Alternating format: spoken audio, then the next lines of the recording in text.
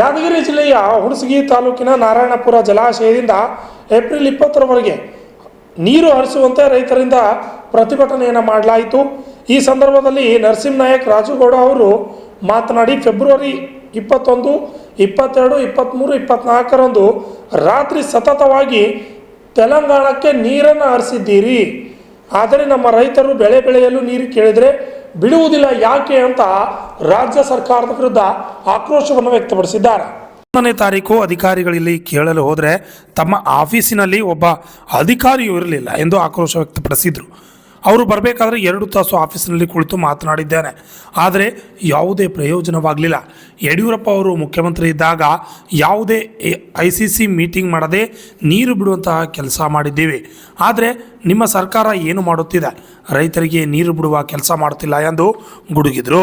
ಆದ್ದರಿಂದ ಏಪ್ರಿಲ್ 20ರವರೆಗೆ ಎಡದಂಡೆ ಮತ್ತು ಬಲದಂಡೆ ಕಾಲುವೆಗಳಿಗೆ ನೀರು ಹರಿಸಿದರೆ ರೈತರು ತಮ್ಮ ಬೆಳೆಯ ಫಸಲನ್ನು ತೆಗೆದುಕೊಳ್ಳಲು ಅನುಕೂಲವಾಗುತ್ತದೆ. ಆದ್ದರಿಂದ ಯಾವುದೇ ಕಾರಣಕ್ಕೂ ನೀರು ಬಂದ್ ಮಾಡುವಂತಿಲ್ಲ ಎಂದು ಸರ್ಕಾರಕ್ಕೆ ಆಗ್ರಹ ಮಾಡಿದರು. ನೀನೇ ಬಂದು ದೇವಸ್ಥಾನದಾಗ ಹೇಳಿದಲ್ಲಪ್ಪ, ನಿನ್ನ ನಮ್ಗೆ ಓಟ್ ಹಾಕ್ಯಾರ ಜನ. ಯಾಕೆ ವಿಷಯ ಕೊಡುವಂತ ಕೆಲಸ ಯಾಕೆ ಮಾಡಕತ್ತೀರಿ?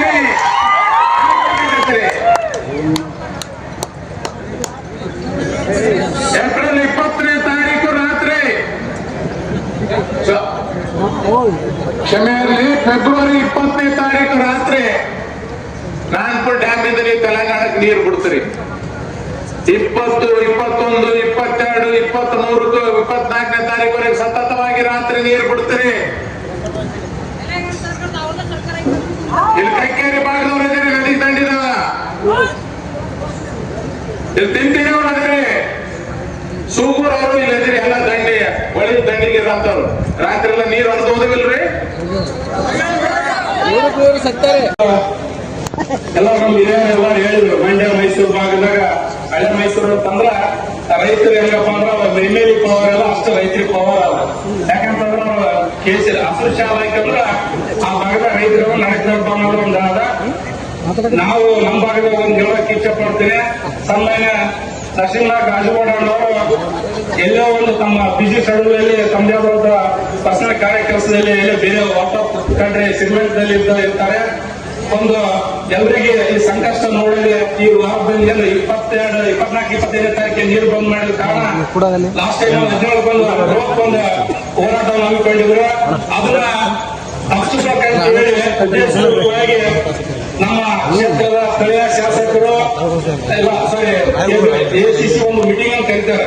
ತಿಮ್ಮಾಪುರ ಸಾಹೇಬ್ರು ಅವನ್ನೆಲ್ಲ ಒಂದು ಕೇಳಿ, ಸಾಹೇಬ್ರೆ ಈಗ ನೀರು ಅರ್ಧ ಹೋಗ್ತಮ್ಮ ಏನ್ ಮಾಡ್ಬೇಕ್ರಿ ಅಂದಾಗ ತಕ್ಷಣ ಬಂದೆ ಬೆಂಗಳೂರಿಂದ ಬಂದು ಅಲ್ಲಿ ಆಫೀಸಿಗೆ ಬರ್ತಾನೆ. ಒಬ್ಬ ಆಫೀಸರ್ ಆಫೀಸ್ ಆಗಿಲ್ಲ, ಯಾವ ಆಫೀಸ್ ಆಗಿಲ್ಲ. ಕೋರ್ಟ್ನಾಗ ಕೆಲಸ ಅಂದ್ರೆ 2 ಗಂಟೆ ಕುಂತೀವಿ. 2 ಗಂಟೆ ಫೋನ್ ಹಚ್ಚಾರ, ಸಾಹೇಬ್ರ ಮಾತಾಡ್ತಾನ, ಫೋನ್ ಕಟ್ ಮಾಡಿಬಿಟ್ರು. ಯಾಕಂತಂದ್ರ ಕೊಡ್ತಾ ಇದ್ದಿಲ್ಲ ಅವ್ರ ಹತ್ರ. ರಾತ್ರಿ ತೆಲಂಗಾಣ ಜೊತೆ TMC ನೀರು ಬಿಟ್ರಲ್ರಿ. ಯಾರು ಕೇಳಿ ನೀರು ಬಿಟ್ರಿ? DK ಶಿವಕುಮಾರ್ ಅವ್ರೆ, ಯಾರು ಕೇಳಿ? ಎಂತ ಇತಿಹಾಸ ಇದು? ಯಾವತ್ತು ICC ಮೀಟಿಂಗ್ ಆದಾಗ ನೀರು ಹೆಚ್ಚಿ ಬಿಡುವಂತ ಕೆಲಸ ಮಾಡಿ ಹೊರತಾಗಿ ಕಡಿಮೆ ಮಾಡುವಂತ ಕೆಲಸ ಯಾವತ್ತು ಮಾಡಿಲ್ಲ. ಕುಮಾರಣ್ಣ ಮುಖ್ಯಮಂತ್ರಿ ಇದ್ದಂತ ಸಂದರ್ಭದಲ್ಲಿನೂ ನೀರು ಸರಿಯಾಗಿ ಬಿಡುವಂತ ಕೆಲಸ ಮಾಡಿದ್ದೇವೆ. ಯಡಿಯೂರಪ್ಪ ಸಾಹೇಬರು ಮುಖ್ಯಮಂತ್ರಿ ಇದ್ದಂತ ಸಂದರ್ಭದಲ್ಲಿ ಯಾವುದು ICC ಮೀಟಿಂಗ್ ಮಾಡಲಾರ್ದೇ ನೀರು ಬಿಡಿಸಂತ ಕೆಲಸ ನಾವು ನಿಮ್ಮೆಲ್ಲರ ಆಶೀರ್ವಾದ ಮಾಡಿದ್ದೇವೆ. ಗೋವಿಂದ ಕಾರಜೋಳ ಸರ್ ಮನೆಗೆ ಒಬ್ಬನೇ ಹೋಗಿ ಕುಂತು ಫೈಲ್ ಮೇಲೆ ಸೈನ್ ಮಾಡಿಸ್ಕೊಂಡ್ ಬಂದು ನಿಮ್ಗೆ ನೀರು ಬಿಡಿಸಂತ ಕೆಲಸ ಮಾಡಿದ್ದೇವೆ. ಅದು ಇವತ್ತು ಹೇಳ್ತಾರೆ ಏನಪ್ಪಾ. ಈ ಸಂದರ್ಭದಲ್ಲಿ JDS ಪಕ್ಷದ ಮುಖಂಡರಾದ ಶ್ರವಣಕುಮಾರ್ ನಾಯಕ್, ಸುರ್ಪೂರು ಕನ್ನಡ ಪರ ಸಂಘಟನೆಗಳು ಹಾಗೂ ದಲಿತ ಸಂಘಟನೆಗಳು ಮತ್ತು ರೈತ ಸಂಘಟನೆಗಳು ಹಾಗೂ ಎಲ್ಲ ಹಳ್ಳಿಯ ರೈತರು ಉಪಸ್ಥಿತರಿದ್ದರು. HM ಹವಾಲ್ದಾರ್, RJ32 ಕನ್ನಡ ನ್ಯೂಸ್, ಸುರ್ಪುರ.